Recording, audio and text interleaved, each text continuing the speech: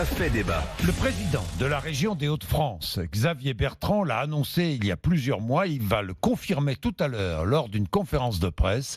Une procédure d'appel d'offres sera lancée pour ouvrir les lignes de TER, les trains express régionaux, à la concurrence. Xavier Bertrand espère ainsi réveiller la SNCF, Mathieu Rouault. Oui, parce qu'il n'y a pas assez de trains en circulation dans les Hauts-de-France selon lui. Il y a des annulations et surtout des retards sur les 6 derniers mois.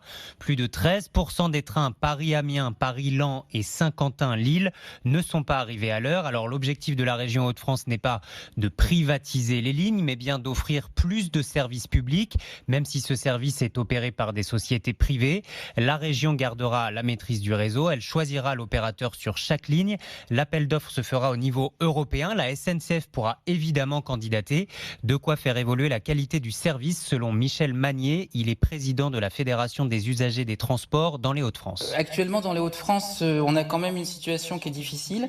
Il y a une qualité de service qui est très aléatoire selon les lignes et la concurrence peut permettre effectivement de résoudre ces problèmes-là. Ça va pouvoir permettre de dynamiser toutes ces questions sur le ferroviaire. Les usagers attendent beaucoup du transport ferroviaire. Il faut que la région demande aussi beaucoup aux différentes compagnies, que ce soit la SNCF ou d'autres. Les Hauts-de-France pourraient donc être la première région française à faire rouler des trains privés sur ces lignes dès l'an prochain, avec un contrat qui courrait d'abord jusqu'en 2024, contrat renouvelable.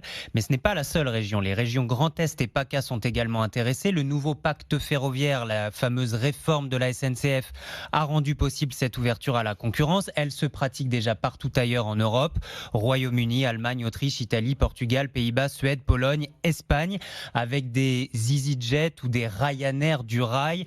On les appelle, ces compagnies ferroviaires privées, RegioJet, Léo Express, Flixtrain. Elles proposent parfois des services différents à bord que les services de la SNCF et surtout, elles n'affichent pas forcément les mêmes tarifs. Le prix du billet a parfois légèrement baissé. En tout cas, il n'a augmenté nulle part.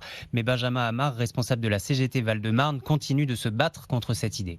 Non, je suis complètement contre, parce qu'en réalité, c'est une privatisation rampante. C'est la première étape vers une privatisation, bien évidemment, donc je suis contre. Et puis je suis contre également, parce qu'en réalité, souvent les libéraux invoquent l'idée qu'en ouvrant à la concurrence, il y aura moins de retard. Eh ben c'est faux. En Allemagne, on a ouvert les trains à la concurrence il y a plus de 20 ans, et la Deutsche Bahn connaît effectivement 2 fois plus de retard qu'en France. Il y a 30% des trains qui sont en retard en Allemagne, contre 15% en France. Alors c'est vrai qu'il y a du retard en Allemagne, peut-être plus qu'en France. Il y a aussi du retard au Royaume-Uni, mais ce retard n'est pas imputable aux compagnies privées.